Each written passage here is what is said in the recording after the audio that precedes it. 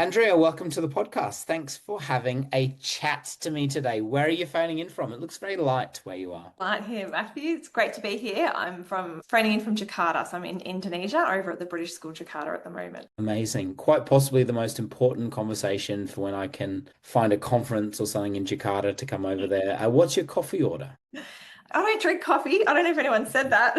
A lot of people have actually. But I do love a matcha latte. So if I'm ordering when there's a coffee order, it's matcha latte. And what's the coffee culture like in Jakarta? It's good. It's Or very, very cafe culture, should I say? cafe culture is strong. We've got two cafes on site. Parents and our students, which is debatable, love coffee as well. So no, it's very strong. Amazing. And a book that's caused you to stop and reconsider a few things in your life. This was a hard one, Matthew, because there's a few, but I'm going to quickly share a couple. Consolations of Philosophy. I really enjoyed that. It goes through about six philosophers, and that kind of really started informing and making me think a lot more about wellbeing science and in general ancient philosophies around that too. And I'm going to share a kids one as well that I really like. It's by one of my favorite authors, Oliver Jeffers, What which was is that book, sorry? The Heart in the Bottle. Have you read that one? Oh, I haven't. There's a book that I think it's called Here We Are or What We'll Build. I think Yeah. both of them. And I have read What We'll Build probably Yeah. 50 times with my kids, and every time I burst into tears. And Oliver Jeffers for me would be a dream podcast guest. So, Oliver, Hey, gotta if do you it. are listening, please come on and have a conversation. But there's something so magical about his books, just beautiful. I It's agree. yeah, and there's one called I think Here We Are, which talks about Yeah. being on Earth and just the fact that Yeah. we are in this wonderful place together at this point of time. But Yeah. yeah, I'm so glad that you brought Oliver up. What's one thing that you've changed your mind about? Could be related to education or could be more broadly. Yeah, I think, oh gosh, there's lots of places I could go there. And that was a big question when I thought about it. I think, over time, education alone, you go into education and at the start, it's very much about curriculum delivery and academics. And you start to realize it's like about the whole child is so important Hmm. and that it's so much more than, the frameworks we have in schools. And I think for me, that's something that has significantly developed in my education journey. Yeah. And one thing that you're going to stop doing in 2025, and if you say podcast interviews with people from Sydney late at night, I'll be devastated. Definitely not that. Something I'm going to stop doing would be filling my calendar so much in the day that it Right. takes me away from the strategic space. I think that's something that, we all need to get a bit better at. We know that busy isn't always better, but yeah, I think I'm going to stop making sure there's more time in my calendar that's free and not having it so jam-packed. Yeah, But I agree. I woefully overestimate the amount of time it takes for me to do things. And I think I'm trying to value I'm learning to value space a lot more, especially in my job as an educational leader. It's very easy to pack so much into the week that you just have no time to make decisions. And my wonderful boss, who I have the immense privilege of working with, she's always saying, just slow down, just create yeah, space. Because I know that when I'm rushed or when I'm tired, I end up making pretty poor decisions. And I usually have to go back and fix that. I don't know if you can, I'm sure you can't relate to that at all, but yeah, do you tend to cram too much into your day? Yeah, I think schools are such busy places, and I've had the privilege of being in schools, being out of schools, working with many around the world, coming back into one, and I'm really protective of that space too, where we don't get caught in the reactive all day and that busy, which lots of things happen in schools all the time, but making sure that we can maintain that focus on long-term vision and be Mm, strategic and be intentional and not just doing everything by default. So I think it's that yeah. fine line between getting that right and protecting that space. Yeah, just a little bit of a get to know you. What was your upbringing like, and what has your family taught you? I love that question, Matthew, because people often say, give me all your credentials, but that's a Yeah. great way to. I think it's a good reminder that there are people behind roles, and I'm sure people can always Google you and what you're about. But I think those motivational questions are really interesting. Sorry, Yeah. over to you. No, look, I was very fortunate. I had a beautiful upbringing. I had two very, very hardworking parents who, learned a lot of work ethic from them. Growing up, my dad had three jobs. He was a mica paramedic. He was a landscaper on weekends. He was a publican as well, that working class, really hardworking families. But I also had not only great parents, but I had a great network around me. So I had some really inspiring role models in my life that have taught me different things that I looked up to significantly, from one of my great uncles who was the chaplain of Ronald Ryan, the last person to be hung in Australia, who I spent a huge amount of time with growing up and learnt a lot about compassion, but also relating to people from all walks in life, which was really, really powerful. Very close with my grandparents. Yeah, I had good relationships. And I think bringing that into today, having those charismatic adults and those inspiring people around you that teach you great life lessons, and it doesn't have to be a parent, but it could be a teacher, anyone. I've really learnt growing up just the importance of that and how that's significantly shaped who I am today. Yeah. What were you like at school? Were you a great student? Did you love school? Yeah, what was your experience of school like? I loved primary school. Had a great experience at primary school. Moved schools in grade 5, so we moved to a whole new place, and that was very, very character building too. I think because when you move schools and you've had that experience, it's quite significant at that time in your life, and I'm grateful for that because it taught me a lot too. I was very social in secondary school. I was the student that probably got moved, often from chatting too much or, sitting next to Mm. others and chatting. Certainly loved the social side of it, could absolutely did well at school. Yeah, but I think I was very much there for the social side and the fun. And then, that kind of flowed through to university. It was probably finished school, doing my psych degree, and then I did education do well, but again, very social. And it wasn't until I went into Mm. school, Master of Applied Positive Psychology, that when I really found the thing I loved, I just found it so easy to do well in because, Yeah. for me, it was very meaningful and purposeful. Yeah. So had good experiences in school. I enjoyed it. Did you think that you would be move into school leadership and those sort of executive levels in school, or did you have different plans for how your career would unfold? I think if you ask some of my secondary teachers, they'd be surprised. I I always wanted to teach. I was a primary teacher initially. Now I'm a whole school leader, but I went into primary first, and I think primary teachers taught me a lot because they're incredibly relational and they're nurturing. Absolutely loved, was so inspired by many of my primary teachers. So that certainly for me gave me a passion and a drive to want to be a primary teacher. My passion was always the area of psychology as well. And I think, you look back, where did that come from? Things like that. Neuroscience and psych was always a huge, fascinating field for me. I was in year 8, I had a significant accident on my bike and I lost all memory and had retrograde amnesia for some time. And I think then I became very fascinated with the brain and how it can reorganize itself and how memories can come back. That kind of sparked a real passion and interest in psychology for me. So for me now, I've really fused the two, the wellbeing science, the psych, and the education space, which I love being in. Yeah. So tell me about the British School in Jakarta. Why is it such a wonderful place to work? And what was that process like moving to a different country, different school system? Yeah, look, I absolutely genuinely love working at British School Jakarta. If you had have asked me a year and a half ago, 2 years ago, when I was first, this role first came across me, I would have never thought I would be here. I was booked out that year. I was traveling around the world working with schools across Australia and overseas with Project Thrive, my organisation. I always knew though I went into consulting quite young and I loved it. I had phenomenal opportunities. I still get many opportunities thrown at me today with that. But I genuinely miss being in a school environment, that teamwork, that camaraderie, and the celebration of the wins too.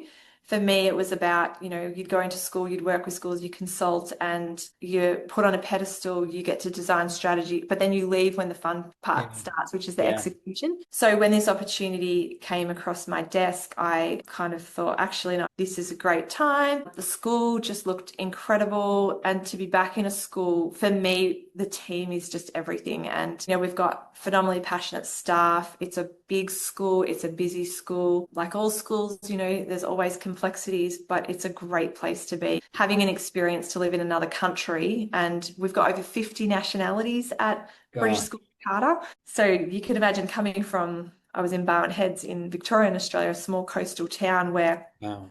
550 students at my children's school and probably zero diversity, zero diversity. So to have that experience and learn about other cultures and be in a context where, you've got a co-design with so many different mindsets and so many different perspectives and people showing up different because of their own experiences. And I love the challenge of that. I love trying to get everyone to have, a shared vision and be able to Yeah. be inclusive and Yeah. together and all of that. So it's a great challenge, but that I'm Love really that. enjoying. So many questions. It sounds like such a wonderful experience. I mean, I've always known that sort of well-being needs to be co-designed, but it wasn't until I did a bit of a deep dive on you and your work that it really made me appreciate just how complex that would be in such a diverse setting. So how Mm, on earth do you even begin to yeah, co-design well-being with such a diverse group of parents and yeah, students? What are yeah, those conversations like? Because I'm sure yeah. culturally it would be really different to what you're used Yeah, to. it is. And like, it's such a good question because, you know, one of the things, some context, on Indonesia alone, and it's not that unique to other places as well, but not only is well-being widely misunderstood, and even Mhm. schools talking about well-being, but it's often not valued as well. It's, that buzzword, but it's not really prioritized often as well as it should be. Well-being from a leadership perspective is something that was significantly on the agenda at BSJ, hence them employing a head of wellbeing at a board of executive level, which in international schools is quite rare. So starting first and foremost for me was making sure that we could come up with a common definition of what well-being is, because the reality is there are many different definitions. Funnily enough, there's no agreed upon definition of well-being in the world. There's the most commonly cited one, which was feeling good, functioning well, and how people can contribute to, a meaningful life and those around them. But we basically had to start from co-defining what it was. When I came in, there's questions around why would we need someone in well-being, or why would we focus on well-being? Many schools still have these strong academic pressures and these pressures to achieve. But one of the great things about BSJ is genuinely the focus is on the whole child. We know that there's no learning without wellbeing. So to answer your question, me understanding the context first was absolutely fundamental, and getting to know the perspectives, the perceptions, Mhm. and also Mhm. not taking things personal when there might be approaches in wellbeing in place that don't necessarily align with perhaps what we're trying to do or what we know is best practice. So it was meeting people where they're at. Some people are, really passionate about it. Others are just almost well-being fatigued from lots of efforts in the past that perhaps haven't had the desired impact. So we started with that co-defining what does it mean, and that involved all stakeholders. And I'm super proud of the work we did with that, because we've come up with a common definition that involves student, staff, and parent voice. We've designed a model from that at BSJ, which is on our website. And then we've gone into a 12-month process of understanding the context, so looking at thousands of data points across the school, and also co-designing our next 10-year strategic framework for wellbeing, which has just been published. It's amazing. And yeah, is a phenomenal piece of work. Yeah. That has had to be done together though, not, done to anyone, but the Mhm. involving stakeholders and inviting people in. We had 70 staff across BSJ volunteer to be on the core team. It's amazing. And yeah, the last 12 months, they've kind of driven and led the contextual analysis that's informed all of our strategic piece moving forward now. So it's been doing it with them. I spent way too long doing a deep dive on the BSJ website and pulling apart all of these documents, and I won't quote back to you documents that you've probably written because that's a little bit strange. But what are some of those core elements of BSJ's definition of well-being? Yeah, so for us, so we've actually used our values as design principles in it. So we've got learning, purpose, environment, and culture. So we've designed a lot of that kind of common, the shared definition is based around that. Where wellbeing is often seen as a program that we would bring in, or, often people go, oh, wellbeing is, a curriculum or lessons. We've shifted it right away from that, with starting with the culture. So what does the culture look like? That place which is about a sense of belonging and connection. We've also defined well-being beyond just the personal well-being or the physical Amazing. well-being, with wellness elements. So we've even looked at things like economic well-being, and we're doing a significant piece around that. So a school like British School Jakarta, of course, where it's an international school, often you've got students that may have, really large, and not everyone, but large access to money. You've also in a country that is still a developing country in many ways where, there's a huge focus on service learning and things like that. So building an understanding of things like economic well-being, intellectual well-being, things that are beyond just the misconceptions of well-being that are more about yoga and happiness and meditation alone. We've really opened up the conversation to look at what are all of the elements that are fundamental that we need to focus on. We've also put at the core of that, without getting into too much of the confusing jargon, but eudaimonic well-being, which is my real passion area in well-being, which is all about meaning, it's about purpose, it's about personal growth, and it's about authenticity. And that very much centers around, doing the hard stuff. It's not about feeling good all the time. It's not about just happiness. It's actually about the hard stuff as well. And it is about the personal growth and the heat experiences that help us to develop things like adaptability, resilience, and those things are fundamental. And we've also then, of course, put the nurturing conditions at the bottom. So we've got those things that we think matter, like having self and meta awareness, having hope, learner agency being fundamental. And then, of course, that strength-based core where we come from a place of strengths rather than deficits. So it's been a big piece, and it's a big piece to translate as well. Yeah, one that we're certainly working towards. It's incredible. And there's a whole sort of podcast episode in itself on all of these different elements. And I will definitely put links to any documents that you're willing to share in the show notes, because I know that there'll be people like myself that just nerd out on this stuff. And it's really, really cool. And I'm going to ask maybe an obvious question, but why is well-being important? I mean, schools are busy places. There's a lot happening. Why should well-being form the central component of what schools do? I feel like this is a job interview. You've got the job. But why is it so important? Yeah, I love it. It's a constant discussion too, right? Because like schools, there's a push for academics, of course, there's a push for achievement, and it's important. Students need to be growing, students need to be learning without a doubt.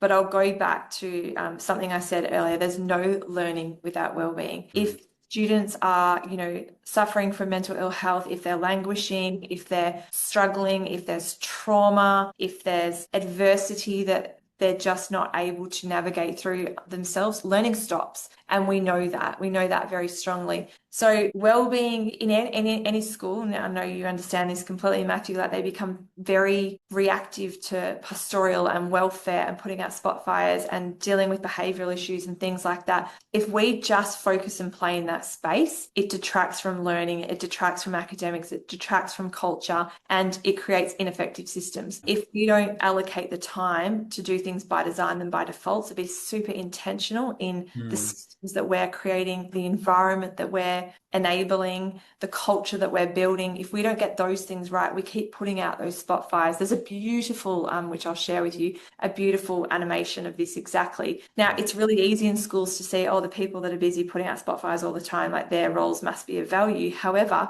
we need to start valuing more those strategic roles that go, actually, I want to set this up in 2 years' time, 5 years' time, 10 years' time. This is where we want to be. So we're not having to put out as many of the spot fires.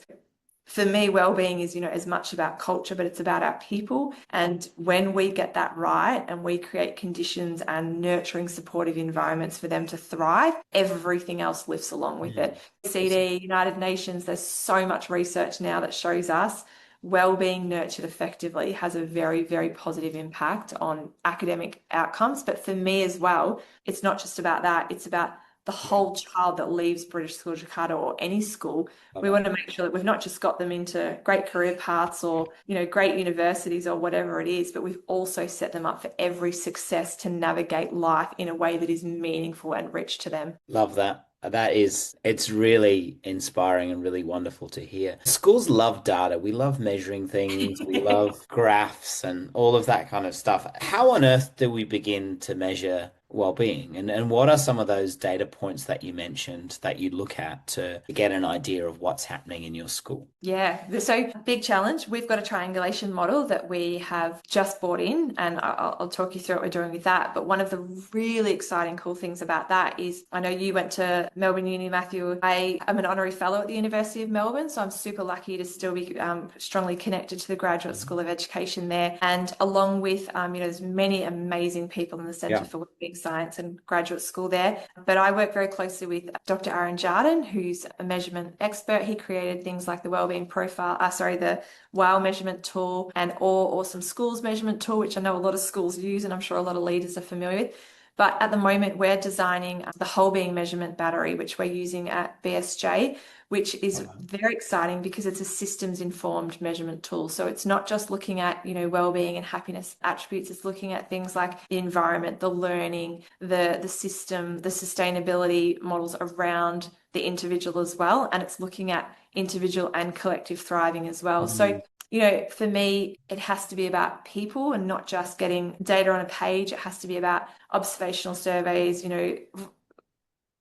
qualitative data, asking questions, seeing how students are tracking, counselling data, a complete profile of the student. But also, I think we need to look beyond those subjective responses and go, okay, what's actually going on in the system or the environment for that student? And what are the things that are conducive for wellbeing for them? Or what are the things that are detracting as well? And that they're the types of things that we're measuring at BSJ. Yeah, amazing. Once again, so many questions. We will have to at some point do a round two because my brain is buzzing. Are you able to tell me a success story? I'm sure there are so many at BSJ, but something that you're really, really proud of, some of the work that you've done in that wellbeing space. Yeah, look, there's So many, I'm sure. gosh, there are many. And for me, it's often not about the work that I'm doing, but it's about the work that the people that I work with are doing. Yeah. When you see that come alive through the collective efforts, for me as a leader, I see our roles as, inspiring and working with others to lift them and shine a spotlight on them and help them do their best possible work.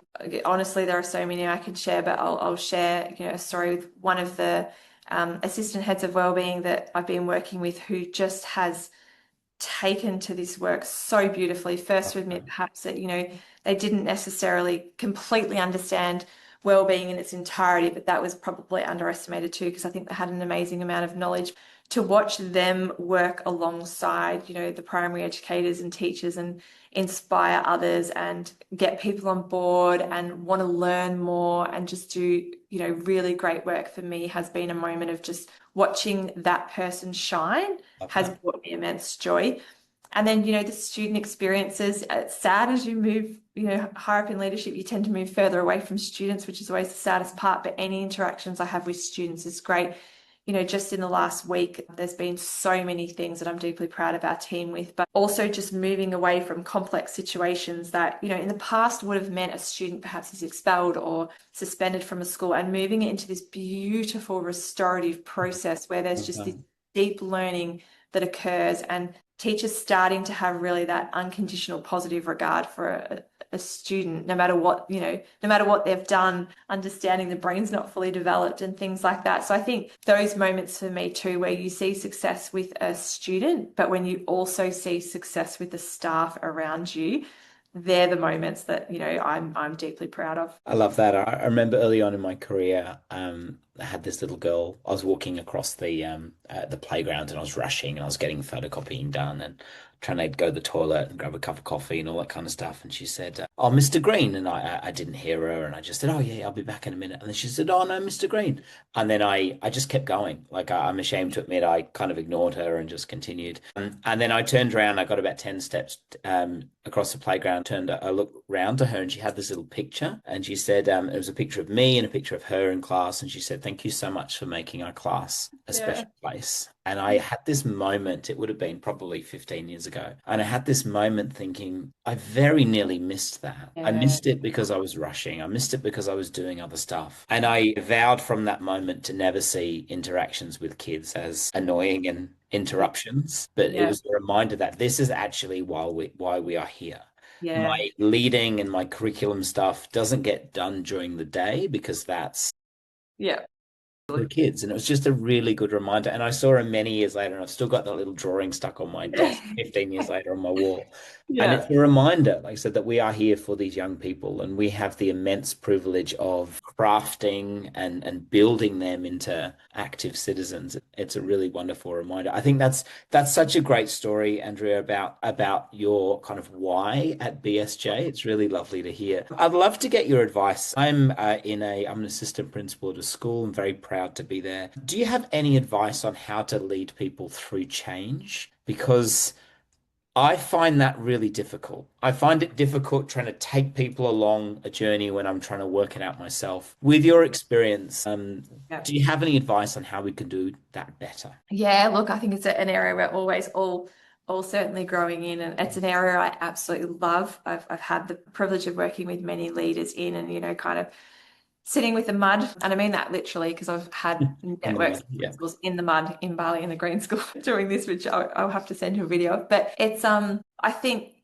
there's a number of things at work, and systems leadership is an area that's always interested me significantly. Change is complex, and I try and avoid the word change and talking about change now, and I try and use the word evolution more so people don't kind of go into that fear mode of, oh, there's Mm, a often a thing in schools of, oh, we're changing again, or we've changed, or we've done that before and we're going back to that. So evolution, I find, is, often the next steps. And I know the chapter work that I've written with leaders talks on theory of change. But I think the biggest thing I have learned, and I still sometimes catch myself out on when I'm not doing it, is first and foremost starting with listening to others, listening to people in the context. Their voice is so significant, ensuring they feel seen, they feel heard, and so on. I always love any kind of evolution change process with starting with, the strengths, what's really working with what you're trying to do at the moment. But then what are some of the blind spots? What are some of our self-deceptive mindsets or our confirmation bias or our mental models that we might need to challenge, and the mm, things that we want to leave behind as well? Because I think when you move people from the space of, yeah, the strengths of it, but what are those things, the blind spots that we're seeing? It helps break down some barriers and helps grow self-awareness for all. So I think those things as a starting place, but I also think it's just so fundamental to do together. When we get really busy in schools, and particularly in leadership, I think, we move through things and there's pressure to have that strategy done, or have that annual action plan done and so on. And we miss the opportunity to capture the voice below. I often like to think about strategy design or any type of change process or evolution of, co-design from the bottom up, design the strategy from the top, from everything you've got, and then execute back down. Because as mm. leaders, really, our job is to create the culture that then creates the behaviors, that then create the actions or the responses that we see. So the doing with part has been huge for me, but also the further up in leadership that I think people get, the less they should be kind of the shining spotlight. Their job is then to put the spotlight on others and help middle leaders grow and help them develop, because I'm a strong believer of those middle leaders are our absolute backbone. If it's not functioning there, it just absolutely filters down. So the more support we can provide at that level to help with execution is really, really fundamental. But that co-design process, just of involving as many stakeholders as possible, keeping them informed. With the wellbeing strategic piece, we've not only got a staff core team, we've also got a parent core team. And I really love in change processes and evolution, tapping people on the shoulders who might be the doubters, who might be the ones that are just not buying in at all, who might Mm, be the ones that are totally against it, and saying, mm. hey, would love you to be a part of this too. Not always just going for people that are interested in the space that you're trying to develop, but getting some real outliers and perhaps some conflicting voices, because I think they're the nuggets of gold. When you start to bring them in, you really start to draw many in as well. But yeah, that doing with peace, again, just absolutely fundamental. Speaking of systems leadership and some of those broader initiatives, tell me about Project Thrive and why is that something which is so meaningful to you? Yeah. So Project Thrive was founded by Nell Meyer, now Nell Golden, and myself in Australia in 2015. Came on the back of our Masters of Applied Positive Psychology that we had done. We both were working, in different industries. I was in a deputy principal role in a school in Victoria at the time. Had my baby in the middle of the Masters, so I was on maternity leave, which Yeah. helped timing in some ways. But it grew quite organically with schools. Positive psychology was really starting to get a lot of traction at that time, and taking off, and schools within my network started to ask me to come in, just could you do an hour session on this, or could you do 2 hours on this? Then that I'll say organically grew, because we didn't market, we weren't trying to make it something big, but we ended up working with over 300 schools Wow. across the world, and partnered with many, many networks, but also principals, taking them on immersions of systems leadership over to Indonesia, and different countries. And the work, I realized it couldn't just be about wellbeing. It couldn't just be about wellbeing science. For me, I was super passionate about the systems informed wellbeing space and was on the founding stream at the University of Melbourne, where we kind of wrote the first paper on systems informed positive psychology with Dr. Peggy Gosh. Kern, Yeah. Dr. Rachel Collar, and a number of others. So I realized the systems leadership piece was really fundamental, because if we were really going to create change in wellbeing, it couldn't be an individualistic approach. It couldn't be about, if you do these 5 things, you're going to have better well-being, because we know that that's not how well-being works. Yes, absolutely, there's things that we can do for ourselves that help, but the system around us is also fundamental, and Yeah. it's in that conversation on resilience, that resilience is what emerges when we've got access to resources necessary to effectively adapt to environmental adversity. So the systems leadership piece made us think about and challenge, what are the perspectives from the parents? What conditions would that need or create to change wellbeing for the child?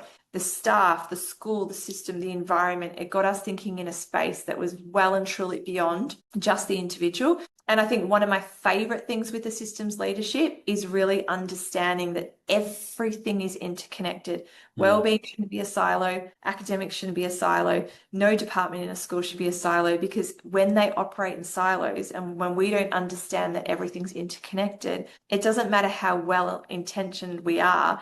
Our solutions can often cause more problems. And I think in wellbeing, that's what we see a lot when we're not acknowledging the interconnectedness of all areas. So systems leadership helps us see beyond the individual and acknowledge the interconnectedness between all things. Once again, so many threads. I'm sure once I hang up on this call, I'll have 1,000 questions and I'll make sure I send them through to you. Please. It's really wonderful to hear, and I love hearing from people that are like doing the work. I am a research nerd. My you can't see the side of this computer is full of books and papers and things that at some point I'll get to read. But the whole reason why I started this podcast was to translate some of that research into everyday practice for educators. And I truly believe those people in the classroom are doing the most important job on earth, because we get to help Yeah. support and we get to develop these incredible students. Tell me about how you embed well-being into your curriculum. Like, what does it look like from a curriculum point of view? Do you have lesson sequences? Do you have structures? What does it look like? And how do you ensure that it's just not another thing that your Yeah. staff need to do? Yeah, absolutely. So uh, I'll be very honest with you, Matthew. And we've talked about this a lot in the Wellbeing Strategic Framework. It was what you explained when I came in. It was very much a half an hour a day, the lessons and the pressure that put on, particularly secondary, where, it's a more challenging timetable. It's less flexible. Primary, you kind of in the classroom with them all day, so you can integrate a lot better, put it into your inquiry learning or so on. So it was quite rigid. It was the 30 minutes per day. And, I think a lot of teachers get exhausted by Mm. that. They don't necessarily always see the purpose behind it or the meaning. We're working very hard to make a shift towards integrating it into all areas of the curriculum. So one of the starting places, August just last year, we launched a scope and sequence. The scope and sequence has been beautifully designed that caters from our 2-year-olds up into our 18-year-olds. So we've got our kinder here, our primary, our secondary, all on the one site, 54 acres in Jakarta. And it starts very intentionally with, everyone across the entire school has the same overarching, we're on the British calendar, so the three terms. Starts with engage and connect. They move to then through, ends up with reconnect and transfer. And so they're all on that, but then every single year level has got 3 different topics that they're Okay. focusing on, 4 learning intentions and 4 success criteria that sit under them. And then the plan is from that to integrate them in a way that is deeply meaningful into, not just a standalone lesson. Explicit instruction, of course, is important, but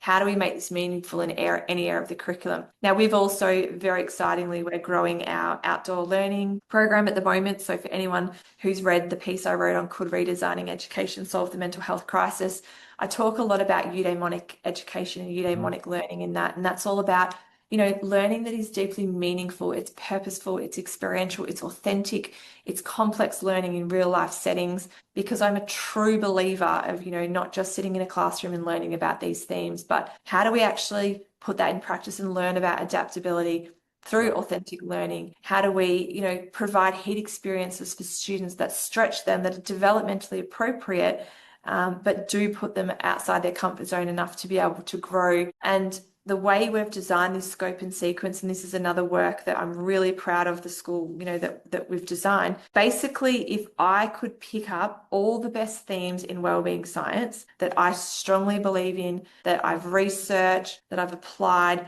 and make sure that my children, your children finished school when they were 18 and they had this, that's what I've put in there.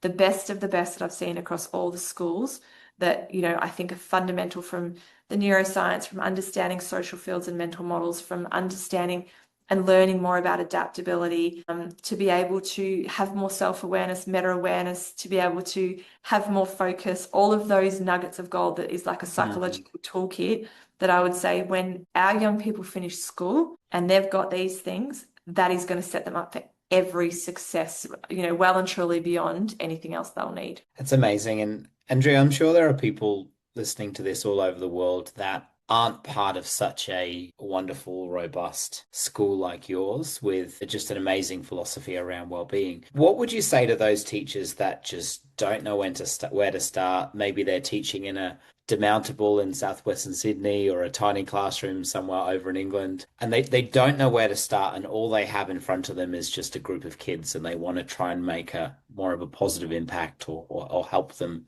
develop some of these things. What are some of the things that they could do? Yeah, we recently actually, it was a great reminder for me on this, because we recently had, through the Asia Link Melbourne University program in Bridge Jakarta, we had a principal from a tiny remote school visit in Tasmania recently with Hmm. some other staff members. And we were talking about this because, some schools are incredibly lucky to be very, very resourced. It doesn't mean they still don't have complexities. Of Certainly, a course. complexity too. However, there are schools that, I've worked with some very, very low socioeconomic schools across Australia and across the world that, for me, has been one of the best experiences of my life, was going into consulting to come back into education, because it opened my eyes up to so much more beyond, what one school looks like. But there are things that I would say to any school, no matter how resourced they are or any of those other Mm. things that, might be able to help. People are always at the heart and are always at the center. And I think when we are designing systems, and, I always say design, not by default, because we want it to be intentional, making sure that we're designing systems that flex with human realities. Okay, so understanding first the context of that system is so important. Getting to know your people, getting to know your stories, getting to know the things that get them out of bed every morning, but also knowing the things that they find really challenging, Yeah. and leaning into them is fundamental. And then I think as well, having a shared definition from those stories of what's actually important, because at British School Jakarta, we've got a big ambition. We want to be known as, the best wellbeing and academic school in the world for reputation, because we're doing things so well. So to be not only incredibly relevant at school, but have that reputation because of our relevance, that is a leader in academics and wellbeing. Fun. Now, that vision's not necessarily going to be the vision that a small school in, a regional area will be striving for. For them, the priorities might be different. So I think collectively understanding what that vision is, but also then balancing accountability with that sense of belonging too. So making sure, yeah, we want to get things right, but making sure that we're cultivating a sense of belonging in that school where people feel connected and so on is really important. I would also suggest things around, yes, data is really good. And I know Department of Education, worked with them. There's some systems that they're really big on. There's others that might be independent schools where they're not so pressured by data, but always using that data compassionately as well. Coming back to people, there's people behind that data, and using that to inform what you're doing as well. And then I also think, that sense of leading from the middle, empowering teams. And when it comes to well-being, getting the culture right first is everything. And you can't get culture right when there's blocks in place. You can't get culture right when there's people that don't buy in. You can't get culture right when there's people that are talking about well-being, but it's not how they're showing up. And, breaking down things in schools that might be blocking culture to be effective, whether it be fear, whether it be uncertainty, building a Yeah. culture up where it can collectively work together and thrive, I think Yeah. is a great starting point. That's great. I remember when I was going for the job that I'm in now, and I was sitting in my car across the road and trying to work out how on earth do you put a tie on again because it had been a while. And I had this moment, and I was looking out at it was about 9 o'clock, so kids were getting dropped off. And like I said, I had this moment, and I just saw these parents, hundreds of them, handing over their most precious things to us to educate. And I'd seen it. I've worked in schools for 16 years, and I see it happen every day. But I was just observing it from an outsider. Yeah. And I remember looking at these kids skipping off and parents essentially trusting strangers to help raise their kids. And it reminded me of the incredible privilege it is to get to do what we do. And while content and syllabus outcomes is mandatory and really important, I feel like if we don't get the well-being right, we've just missed the point.